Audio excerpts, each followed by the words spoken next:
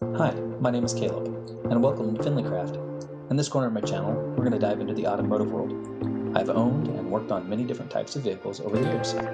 So join me as we build, repair, and have some adventures on the road and in nature.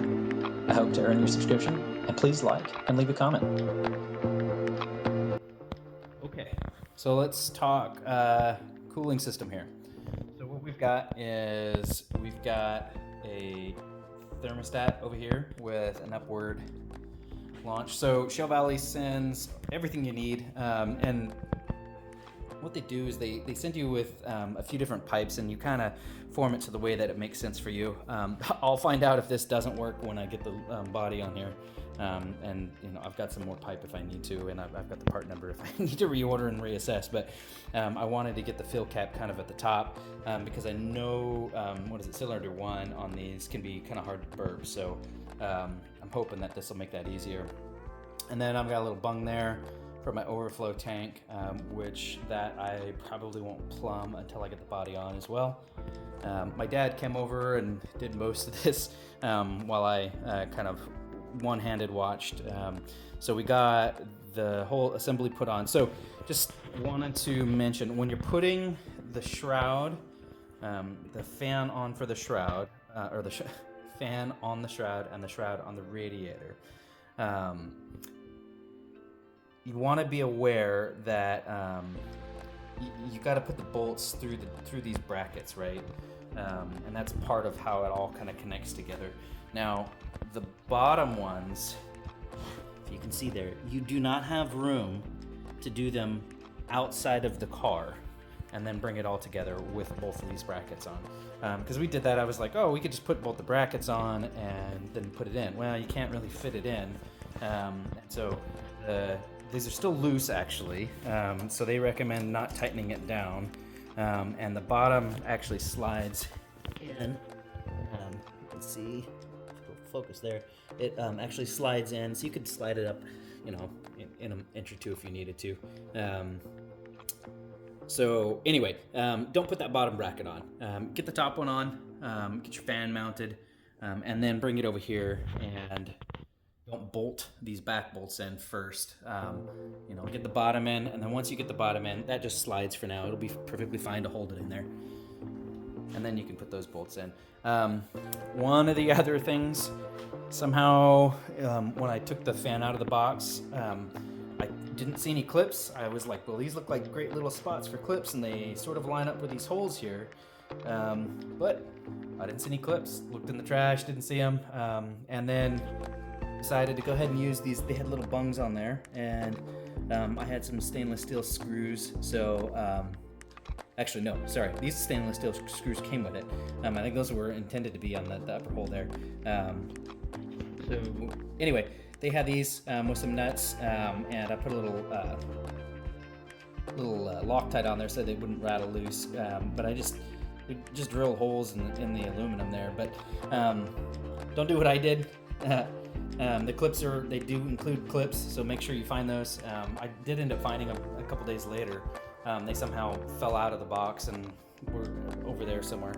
But I was cleaning up, and when I was cleaning up the boxes and everything, I was like, oh, look what's out here. So anyway, make sure you get those clips. They go into those holes. They're already pre-gelled, so it's pretty straightforward. The instructions, I think, are for an old system, because they didn't really match up with what I was doing here. But it's pretty straightforward. It's got a little radiator. And I will probably do the honeycomb front that a lot of folks are doing to just protect the fins, keep it clean, make it easier to maintain. As of right now, I do not plan on doing an oil cooler. If I'm dealing with some heat in the engine, maybe I'll do that, but for now it's fine.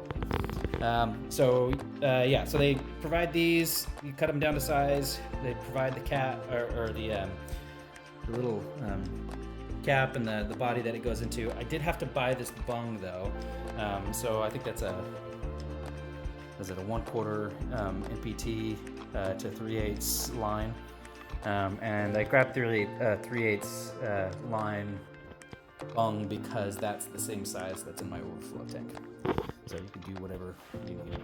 And then they also provide a big heavy duty piece of, 2-inch tubing, and you cut it down, and then there's a powder coated 90-degree angle that goes under the frame over there.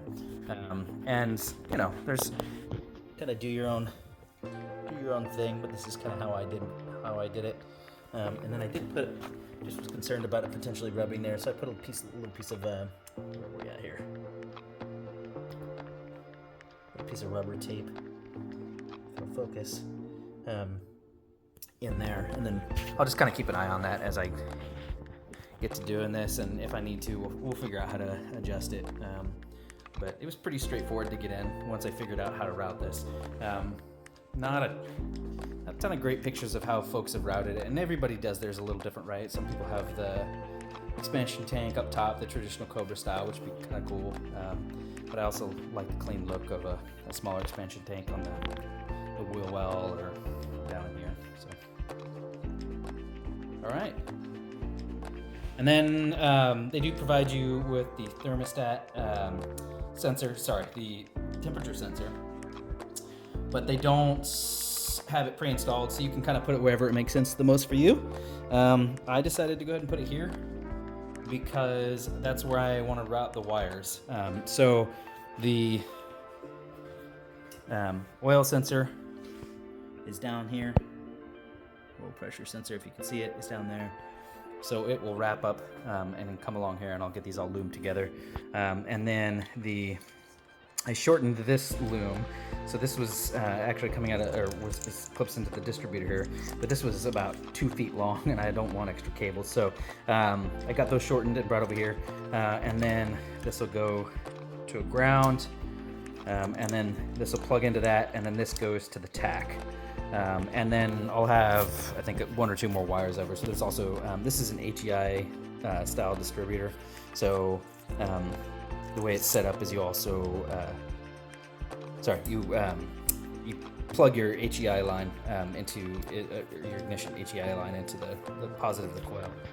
There's some that require a resistor, but I talked to Haywire, and they said they don't typically do that with theirs. So. Or he hasn't had to in the past, and he's had good success with that. So again, I'll run with that for now. If I run into problems, we'll figure it out. All right. Well, thanks for watching. Hopefully you liked and enjoyed it.